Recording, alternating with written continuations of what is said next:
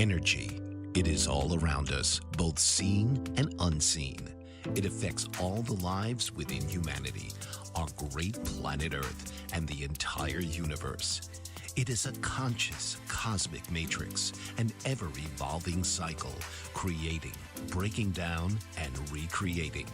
This is Connected with your host, Andrea Dragonfly. Andrea tells us that energy is the foundation of our human experience, intrinsically affecting every facet of our lives, our perceptions, choices, and actions, as well as the challenges, opportunities, and people we attract. So now, please welcome the host of Connected, Andrea Dragonfly.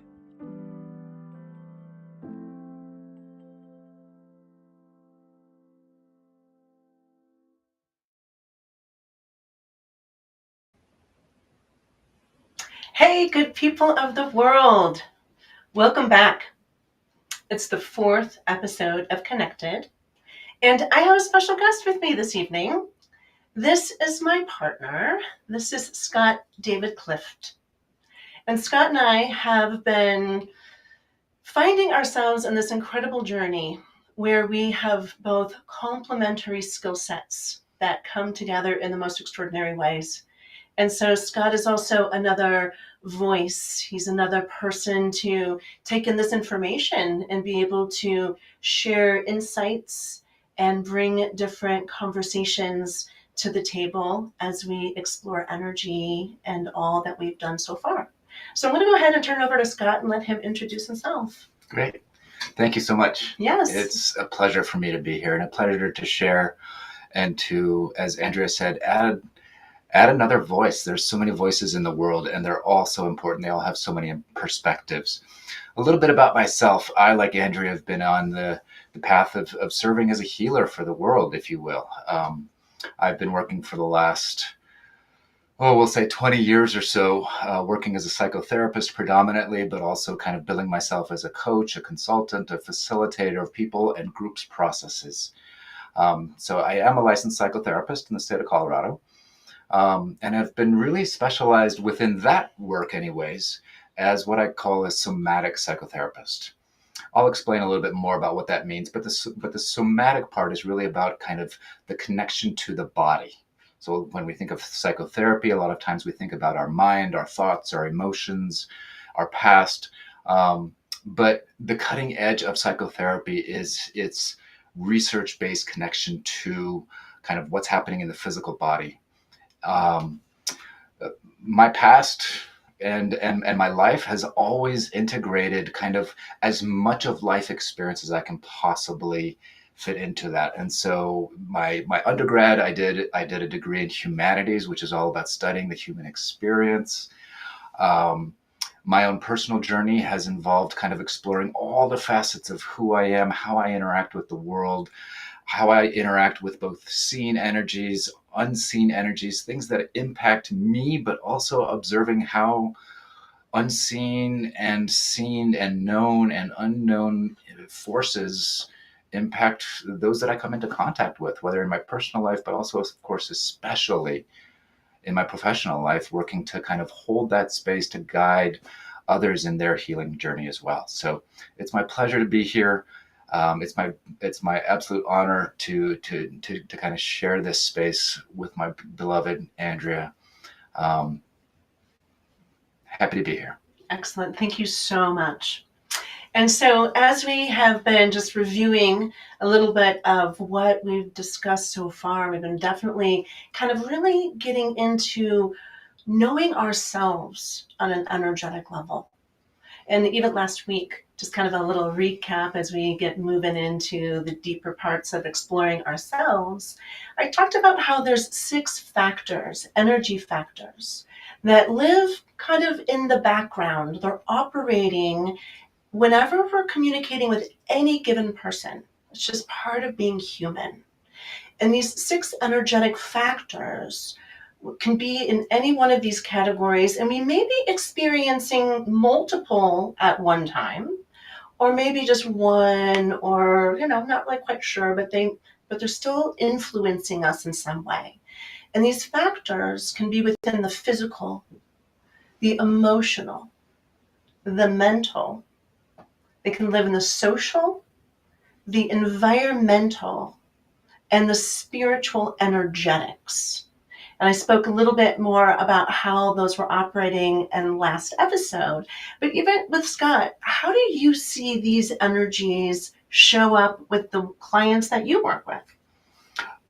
It's such a hallmark or such a bedrock of how I have uh, been working as a therapist. Putting myself out there, inviting people to come work with me uh, under the label of therapy, under the kind of uh, understanding that many people out there have about therapy. And um, for me, it has always been that when somebody comes and they come to work with me, they're experiencing some sort of a stress, some sort of a struggle, some sort of a challenge, some kind of a stuckness, and a lot of times that just kind of goes under the loose umbrella of, let's say, familiar terms like anxiety or stress or conflict that they can't get out of. And they don't know where to turn. And in this day, in our culture, a lot of times that's kind of like, oh, well, have you tried therapy? And so they sign up for a therapist and they don't know who they're getting. They don't know what that person's background is. Um, Obviously, with regulations, there's certain training and certifications that we all have to go through. But each counselor, each therapist brings their own life experience, brings their own wisdom into that process as well. And for me, that wisdom has always been that there are many, if you will, energy factors that are always playing a role. And not just that, but they are always playing a role, whether or not we're aware of them, paying attention to them, whether or not we've learned how to work with them, or whether or not we've become very afraid of them because of our background. Um, and and my privilege in working with people has been to introduce them to these parts of themselves and these parts of their interactions, whether it's their interaction with driving on the road and they experience somebody that cuts them off. Well, what are all the energy factors that are happening there? What's perhaps part of their history and their development of their mind, their thoughts, their nervous system, and how that's gotten wired over the course of their life experiences, their culture, their academic background, their emotional environment that they grew up in that taught them what was safe to feel or what was not safe to feel, how to process it, how to not process it, issues of how they see themselves and they judge themselves, but also environmental factors. For example, one of the things that every single therapist, every single nurse and doctor that works in an ER, every single police officer, every single worker at a prison, let's say, these people all have anecdotal evidence, data that says when the moon is full, we got to watch out because stuff's going to hit the wall. Because the energy is going to be intense. It's going to be intense. It's going to be a little bit off and disorienting, all the way up to crazy and out of control. Yeah. And so, in traditional grad school for counseling, we're not taught to pay attention to the cycles of the moon, for example. And yet every therapist knows when that full moon rolls around, watch out because it's going to get a little wonky in the therapy room that week. Right. And it also kind of even leads into what we don't know that we don't know. And that was a couple of episodes when we were talking about, Absolutely. What we know because this is what we're conscious of.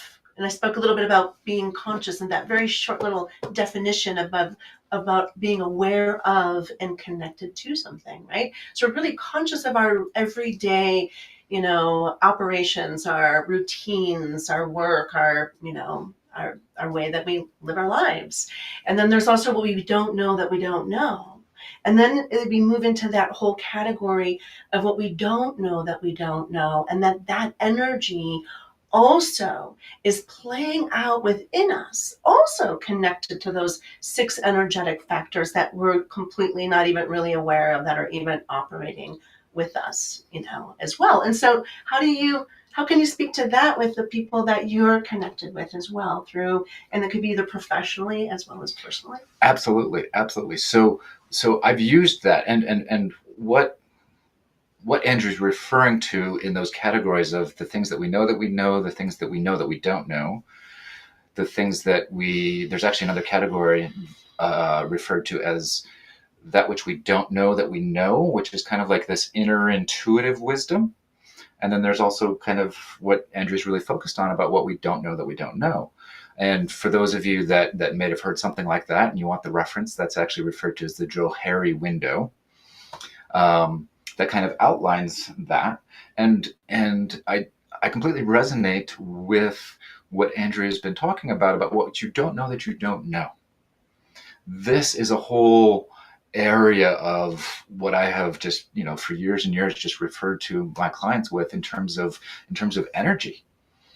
And in the way that I approach it, in the way that I kind of see it with a lot of my clients, that comes out, of course, of a lot of my own learning, my own living, my own experience, is that what we don't know that we don't know can easily, in this day and age, create a lot of uncertainty, because we feel something, we pick up on something, we sense something, and yet perhaps we haven't been given the framework or the information or a way of thinking about it, much less a way of actually being able to feel confident and competent to be able to process that energy. And so, I talked earlier about being a somatic therapist. Well, if you think about the body, right? When you think about the body as a nervous system, most of us have gotten some information about how the nervous system operates by using a lot of electricity. And we know that electricity is a form of energy. And so our physical bodies is an energy processing plant, right? Mm-hmm. And so when there is energy that's coming into us and it's not being able to get out fast enough, or it's not being able to get settled, it becomes a feeling of like, oh, what is this? It creates that sense of uncertainty. Now, uncertainty is kind of like a neutral term without judgment until we start wrapping around other experiences, other lessons, other messages, other factors, right? That create a story about what feeling this energy means. And for so many people that don't have another way of understanding that energy inside of them, not having a way to explain what it means that there's something wrong with them. And this is what our society, this is what I've certainly noticed and seen so much about what has been programmed into our minds, is that when I feel it like this and I don't know what to do with it, something's wrong with me. I'm broken, I'm defective, I'm less than, I'm not good enough, I'm inadequate. All kinds of judgments flood in to tell me what to think about what's going on inside of me, and yet I still don't have a way to know what to do with this energy, and I don't know where to identify where it's coming from. Yeah, that can be really scary and make us feel really uncertain. And I think we're seeing this a lot, especially at this time of our history. Exactly. Yes. Well, thank you for speaking to that. Now we're going to take a quick break. And when we get back, we're going to jump more into all of this. But also remember that this is a live show.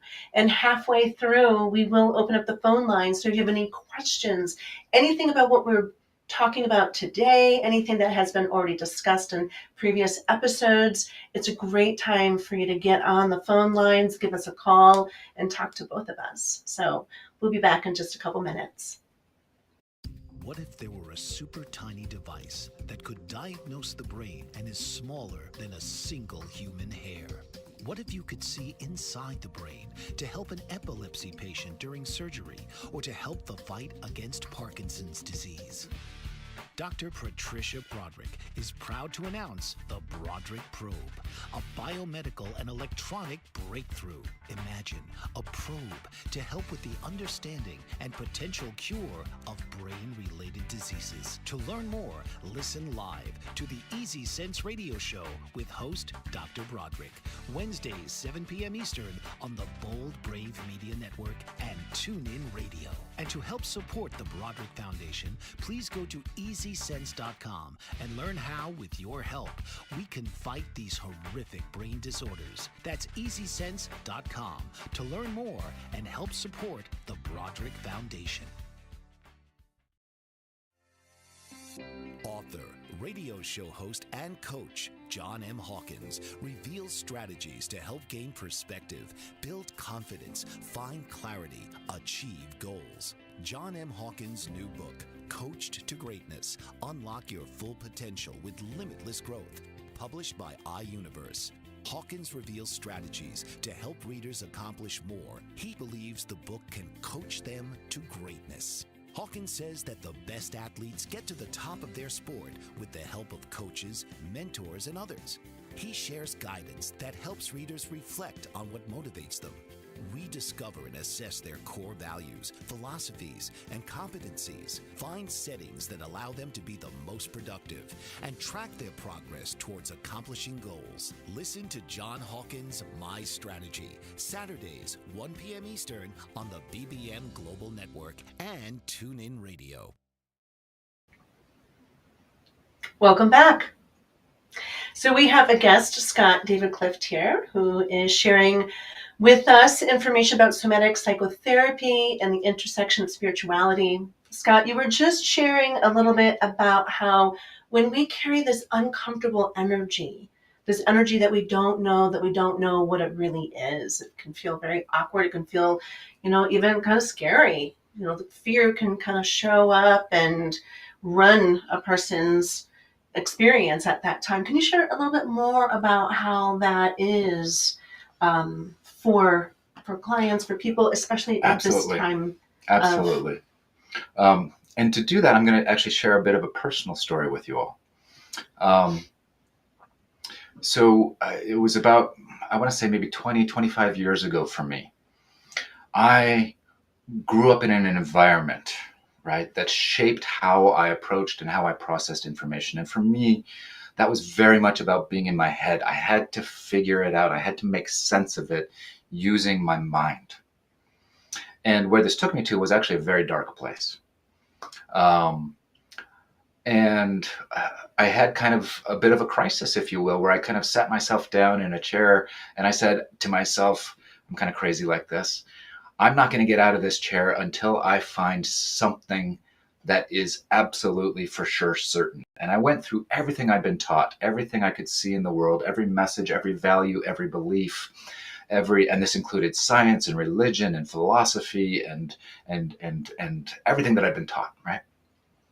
Everything that I'd even believed. And I said, if I can find just one exception that's going to make that rule not hold true, I have to discard it because it's not perfectly certain.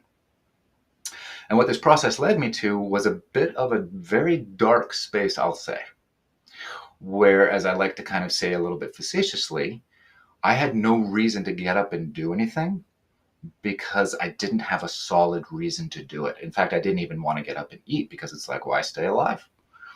Like I said, it's a little bit dark, but I stayed in that space.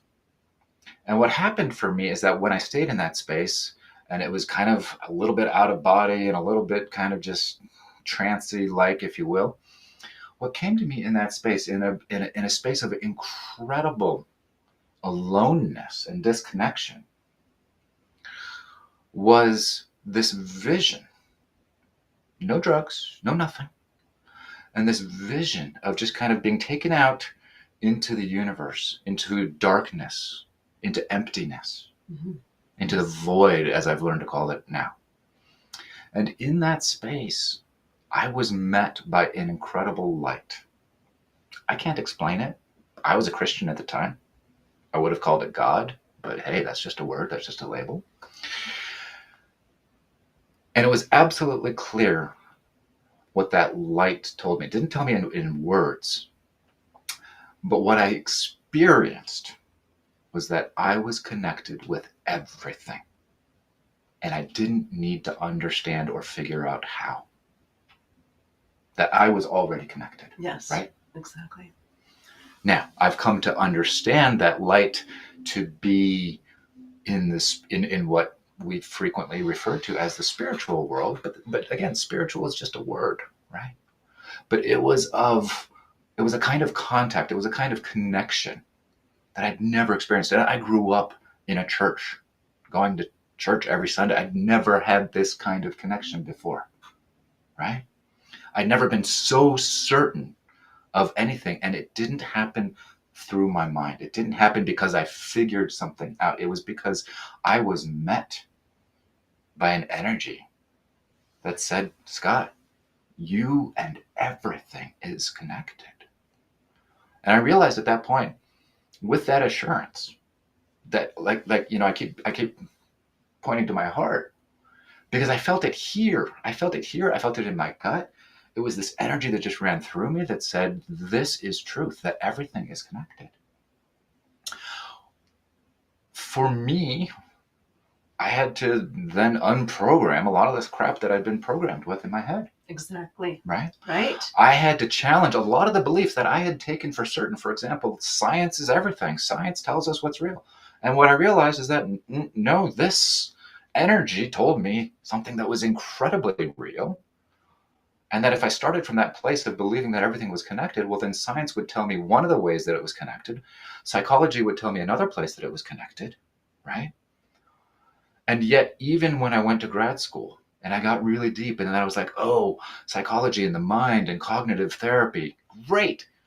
Yes, that can tell me more. That can give me more information about how things are connected and about how I'm connected within myself. But it wasn't enough. And then I went into the emotional world of exploring all of my emotions and the development of all my childhood trauma and how that had left me with certain energies and triggers that kept resurfacing. And then I went into the body and the nervous system.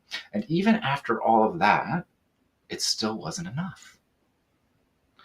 And that's when I realized that we have to be dealing with the whole energetic puzzle. Yes.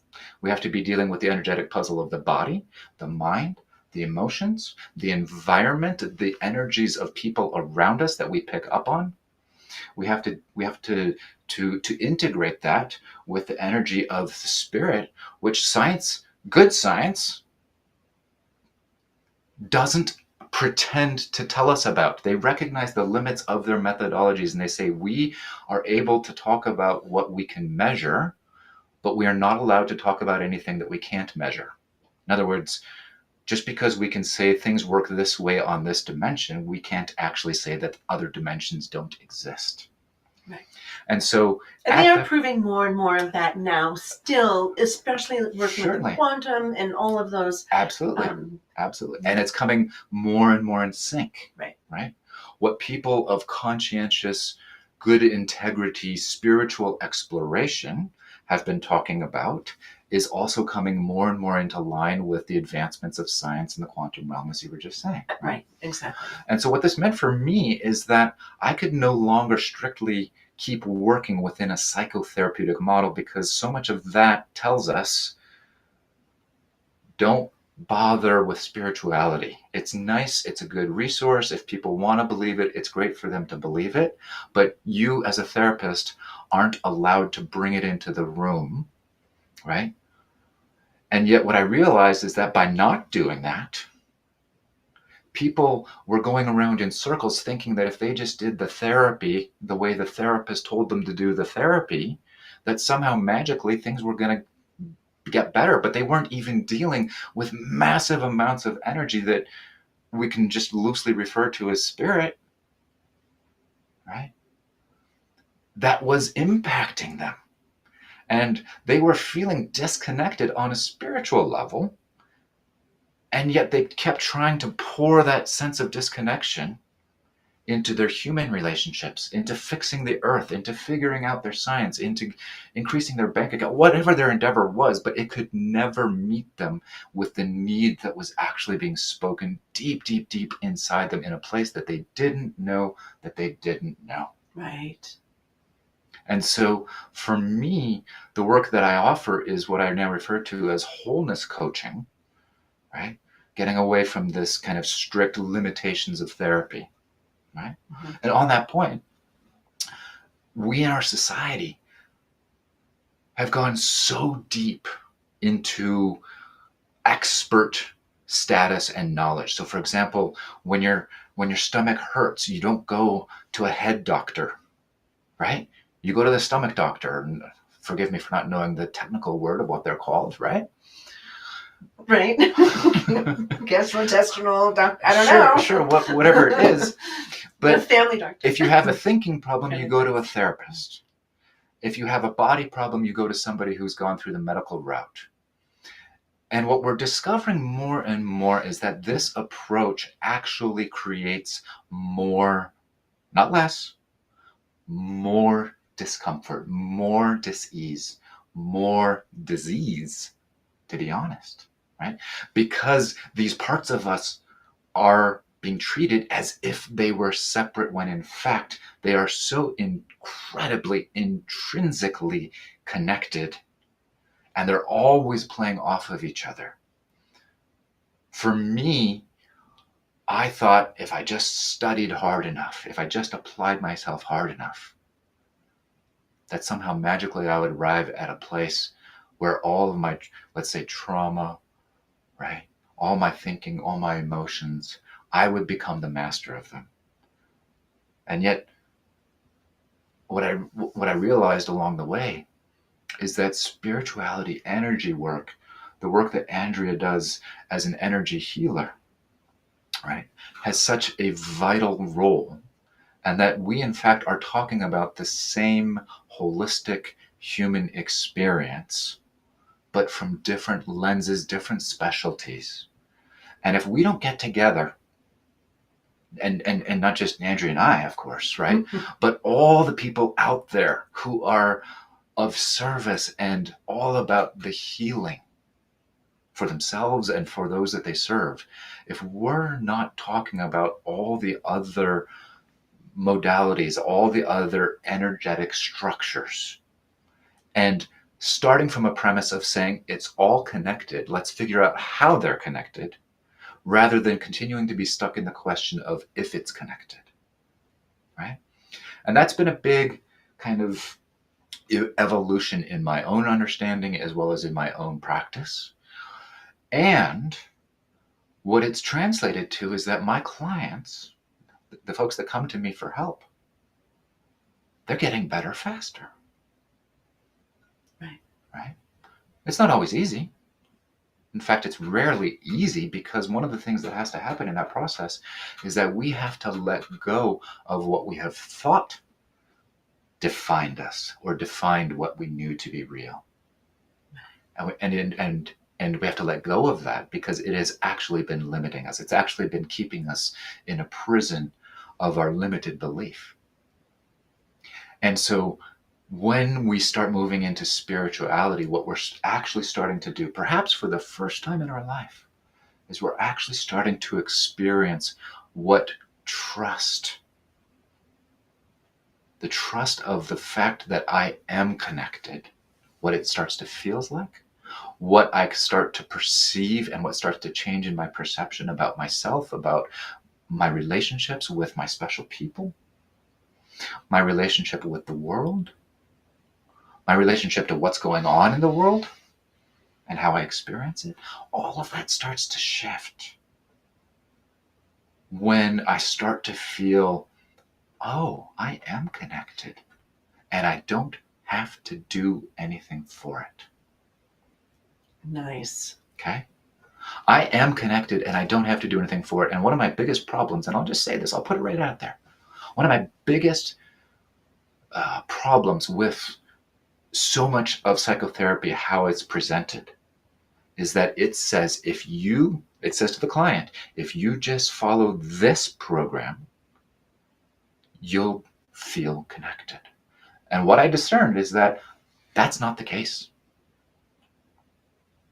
There's an experience of something so much bigger that all of us, probably you included, are looking to feel connected and to feel safe in that connection, and that you don't have to do anything for it. Does that make sense? Does that make sense to you out there?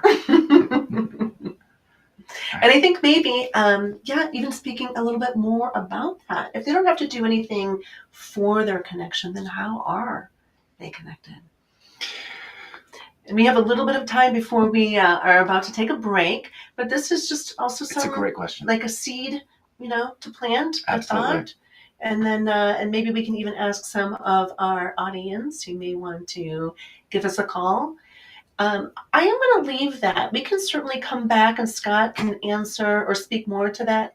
You know that what? Question? Maybe at the conclusion of the show, I can actually walk us all through just a little exercise that I use with a lot of my clients with a lot of effectiveness, to just give us a small experience of what it can start to feel like. Beautiful. I love that idea. Yes. Okay. So audience, this is your time. If there's, you can go ahead and start calling the phone number.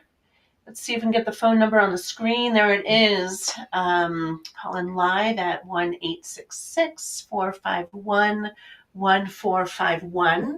Again, this is any kind of question about how energy, all of the different ways we've been talking about it. We've been talking about it with our inner truth and how do we trust in a world that we have such, constant misinformation coming at us, or only half truths, or, how do we make sense of any of this? We've definitely covered a lot of ground, even just in this last, 30 minutes of being with you. So if there's anything there, please go ahead and give us a call. Questions about how this pertains to you, people that are in your life, clarifications, all the good things.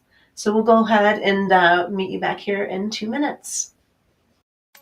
Did you know that your beliefs create your entire reality? But it's the subconscious beliefs that do most of the creating. Belief shifter and life coach Shiraz can help you identify those limiting beliefs and eliminate them, often in a single session. Like, it was almost instant. Like, I had relief right away. Creating better health, relationships, careers, and finances. Let Shiraz help you step out of safety and into awareness. Definitely something's happening. It's like a flow inside. It feels good. Whether in person or online, Shiraz provides personal coaching, belief shifting. Visit Shiraz at energeticmagic.com or call 416-529-7429. Energetic Magic on the BBM Global Network, Tuesdays at 7 p.m. Eastern. Find your greater happiness. Be well. Be aware. Be magical.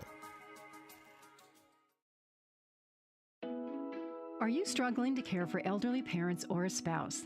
Do you wonder if being a caregiver is making you sick? Are you worried about taking time off work to care for elderly parents and balance work, life, and caregiving? Has caregiving become exhausting and emotionally draining? Are you an aging adult who wants to remain independent, but you're not sure how? I'm Pamela D. Wilson. Join me for the Caring Generation radio show for caregivers and aging adults, Wednesday evenings, 6 Pacific, 7 Mountain, 8 Central, and 9 Eastern, where I answer these questions and share tips for managing stress, family relationships, health, well-being, and more.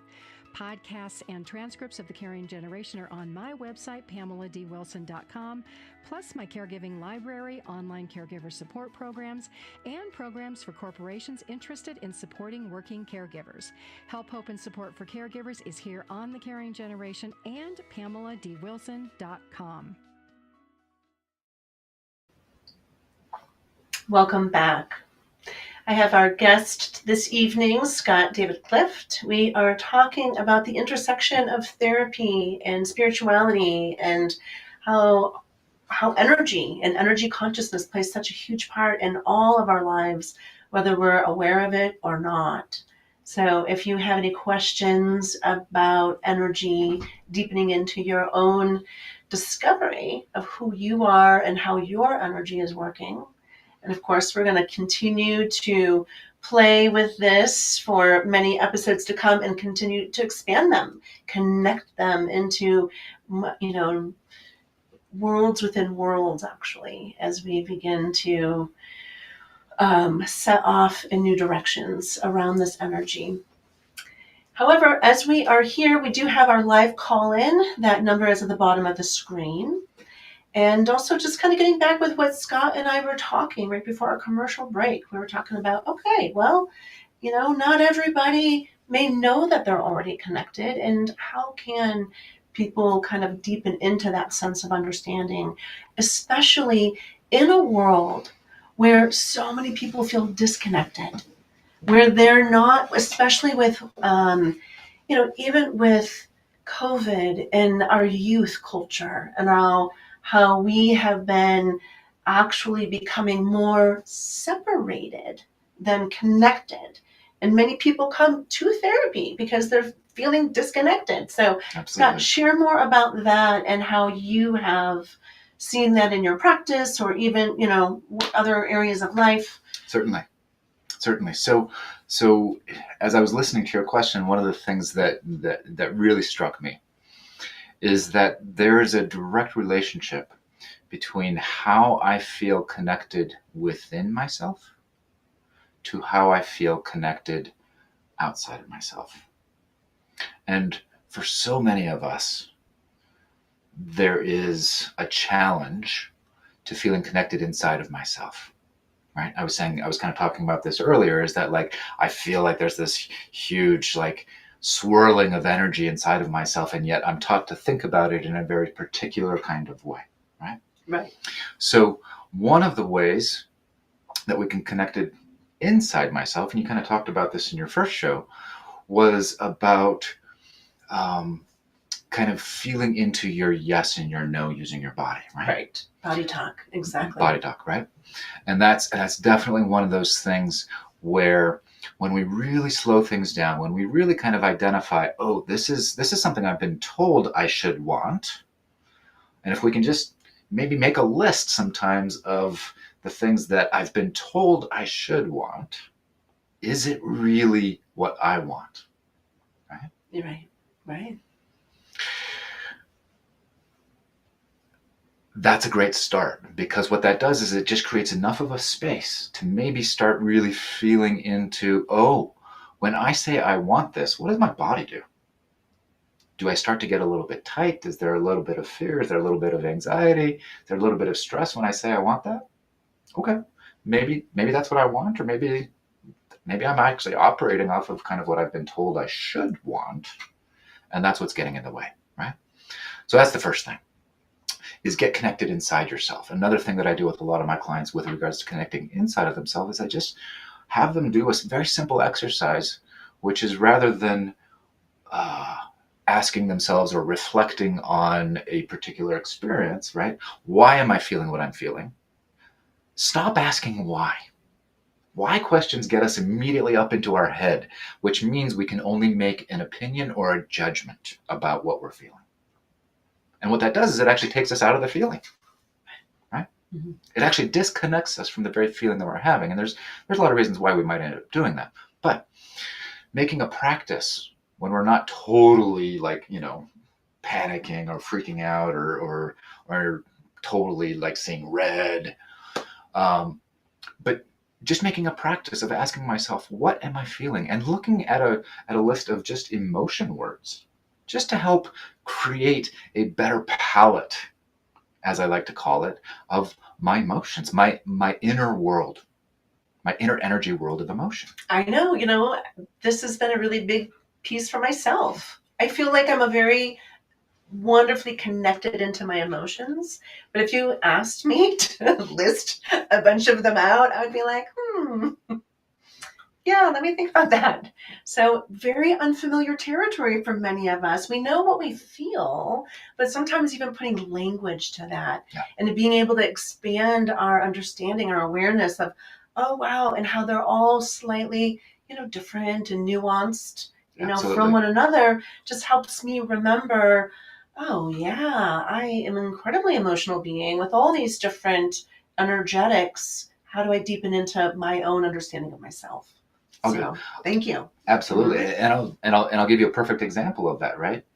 is that each emotion word carries a slightly different energy, even though they mean almost exactly the same thing. And I'll give you an example. Think about the word joy, and think about the word excitement. Okay? These have very similar, right? They're both pleasant energies, let's say, right? Right. Joy can have excitement as being part of it, for sure, but it doesn't have to. Generally speaking, if we have excitement, we're having some kind of joy, right? Right. However, joy can also be a calm, centered, still, peaceful sense of joy that comes with the word contentment. If I'm excited to go play the soccer match. I'm excited to go play in the championship. I can be excited about that. And maybe there's not a lot of joy. Maybe there's a little anxiety.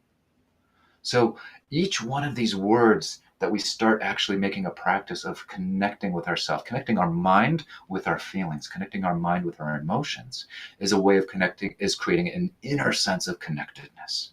Okay? On the outside, one of the things that gets in the way of most people is that they experience an incompleteness in the connection that they're looking for.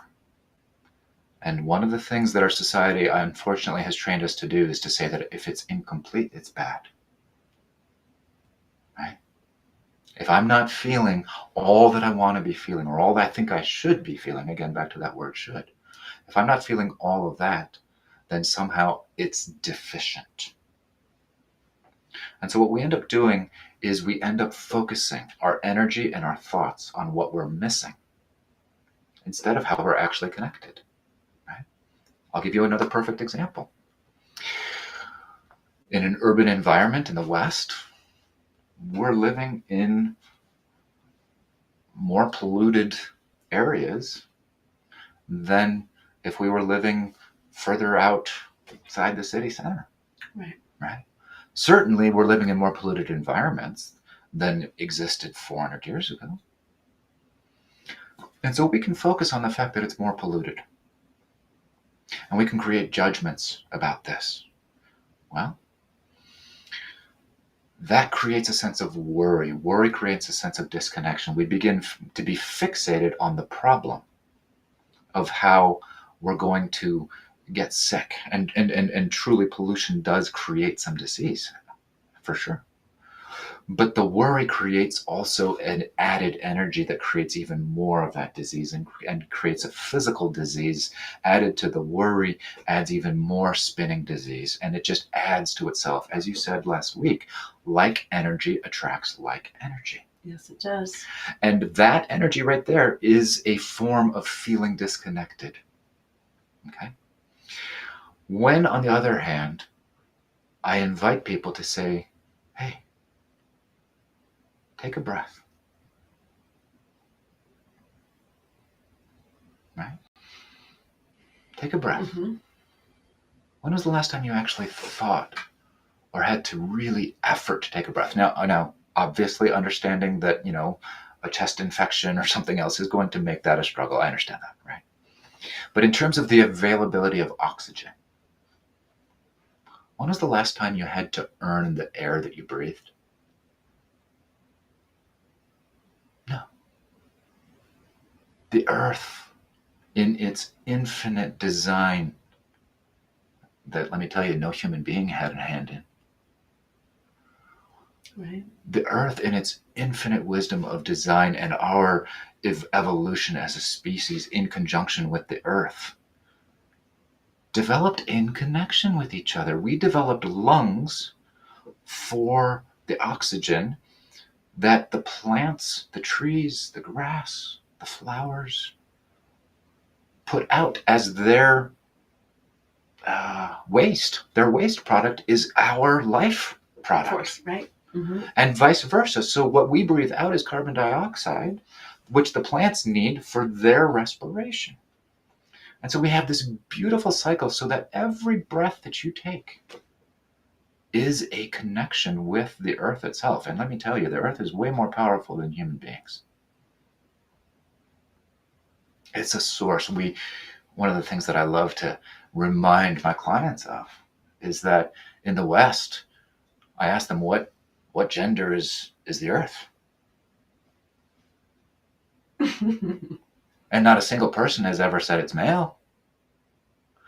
We call it our mother. The great mother.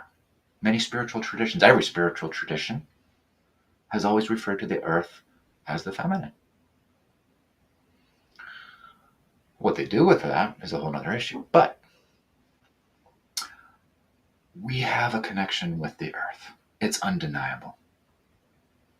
The very atoms that make up my physical body comes from the food that I eat, that I consume, right? My waste then becomes the food that the bacteria and the fertilizer that generates more plants. In these ways, we are physically connected. And as we know, and as quantum physics has been showing us more and more, every element of physical matter also carries a particular energy signature, right? It carries a certain energy. And so there's this constant energy cycle that we are participating in. And it doesn't matter if I live or die. I know that's an extreme way to put it, right? Right. I will be connected through my very physical body. And I can be reminded of that and feel that. Beautiful. Just a single breath. And then also just for all of those who are feeling disconnected, that are feeling loss, and maybe they are without community, maybe they are without partnership, maybe they are without family. I mean, there's many ways for us to be disconnected from our peoples. Absolutely. But also looking at how we can begin to take these steps to connect into the world around us and build those relationships as we begin to move. And when we build those relationships, everything begins to open up for us in those ways as well. So we are also at commercial time. We're going to take another 2-minute break, and when we get back, we're going to go ahead and take our last final minutes doing a reflection and getting deeper into connecting into us. So we'll see you in 2. Author, radio show host, and coach John M. Hawkins reveals strategies to help gain perspective, build confidence, find clarity, achieve goals. John M. Hawkins' new book, Coached to Greatness, Unlock Your Full Potential with Limitless Growth, published by iUniverse. Hawkins reveals strategies to help readers accomplish more. He believes the book can coach them to greatness. Hawkins says that the best athletes get to the top of their sport with the help of coaches, mentors, and others. He shares guidance that helps readers reflect on what motivates them, rediscover and assess their core values, philosophies, and competencies, find settings that allow them to be the most productive, and track their progress towards accomplishing goals. Listen to John Hawkins' My Strategy, Saturdays, 1 p.m. Eastern on the BBM Global Network and TuneIn Radio. What if there were a super tiny device that could diagnose the brain and is smaller than a single human hair? What if you could see inside the brain to help an epilepsy patient during surgery or to help the fight against Parkinson's disease? Dr. Patricia Broderick is proud to announce the Broderick Probe, a biomedical and electronic breakthrough. Imagine a probe to help with the understanding and potential cure of brain-related diseases. To learn more, listen live to the Easy Sense radio show with host Dr. Broderick, Wednesdays 7 p.m. Eastern on the Bold Brave Media Network and TuneIn Radio. And to help support the Broderick Foundation, please go to EasySense.com and learn how, with your help, we can fight these horrific brain disorders. That's EasySense.com to learn more and help support the Broderick Foundation. Welcome back. So we are nearing the end of our hour with one another. It's been a privilege to be able to have Scott David Clift with us this evening as he has been sharing about his work and how it is on the trajectory of always, evolving as we as human species are evolving and what our needs are. What once worked for us no longer is working for us anymore. And so this is how we grow ourselves. This is how we redefine ourselves within our services. What has worked? What isn't working? What are the people wanting? Right? And so this is that great place that we're all coming to in our own lives is how do I even bring my service to the next level? And so, Scott, I know we just have a little bit of time left, but will you share with us a little bit more about how you're bringing your service to the next level and how we can connect deeper into our own Sure. potential? Absolutely. Absolutely. So we kind of ended up that last segment, right? And I was sharing a way of kind of just very quickly using your breath to create an experience of being connected to the earth, to the world, to nature. And you had kind of mentioned that there's also that experience of connection to other human beings. And so I just wanted to come back to that just briefly, to say that there is so much that we don't know about our connection to others, to other people specifically. And of course, this is a big area of where the world is at right now. Is a lot of conflict, a lot of segmentation, a lot of disconnection, people to people, human to human. The thing that perpetuates that, in my opinion, and in all that I've seen and all the work that I've done, the one thing that continues to perpetuate that is I have to do something to earn the connection that I want. Right. I have to somehow keep somebody happy. I have to become a caretaker. I have to do something for them. And if I do something for them, then they will do something for me. And in that way, I will get to experience the connection that I want. This mindset and this experience has been so woven into the fabric of so much of our Western culture, especially, that it has almost, for many people, become the only reality that therefore must exist. If it's been this way, and this is what I was taught, and this is what I've lived, and this is what I experienced, well, then it has to be that way. And so this has created reflexes that it's really hard to break.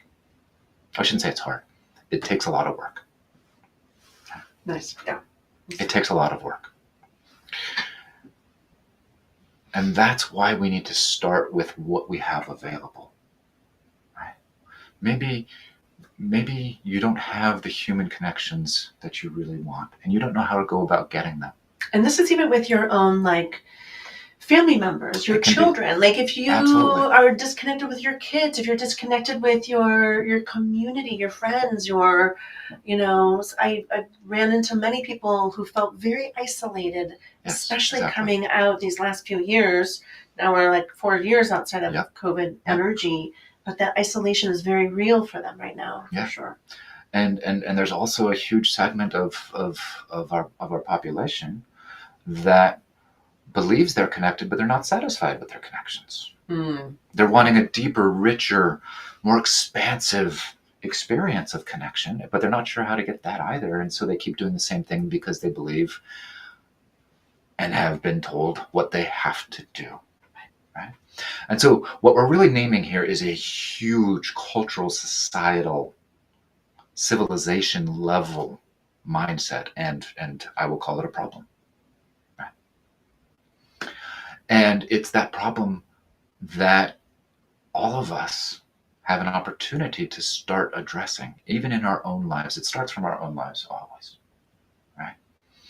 And so this is where we don't have the time right now to to say, how can I get more connected with people, except to say that start within yourself by getting to feel a connection that maybe you've not been connected with. Start to understand, start to maybe through practicing with your breath and the connection of that. Is that something you can leave us in the next 3 minutes? Absolutely. Absolutely. Start with your breath, just so that you introduce your body and your mind and your whole system just into what it feels like to experience connection without having to do anything. Right? So wherever you are right now, if you want to close your eyes just so that you can focus inward. I really want you to feel your breath. Don't force it. You don't need to make it any bigger or shallower than it already wants to be and is. Just feel it. Just notice it.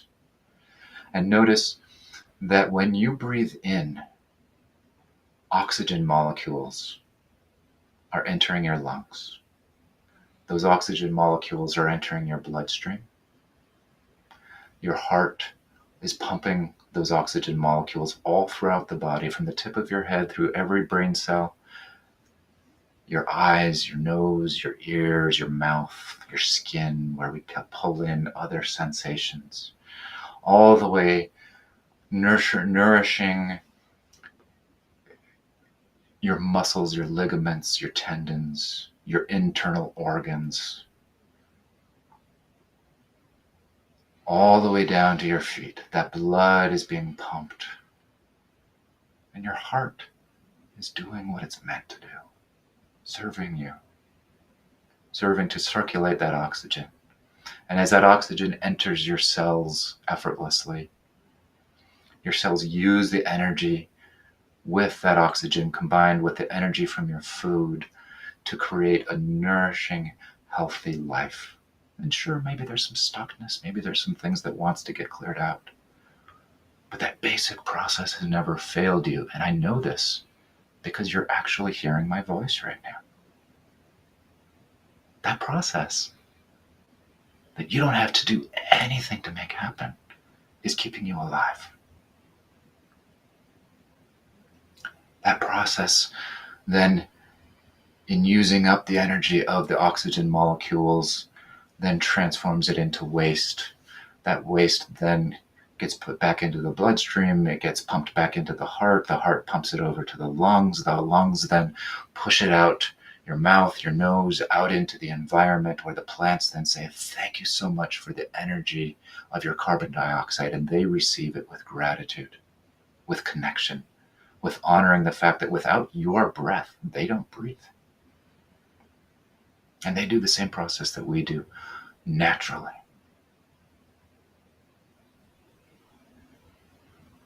With your breath, you're connected to every single blade of grass, every single plant.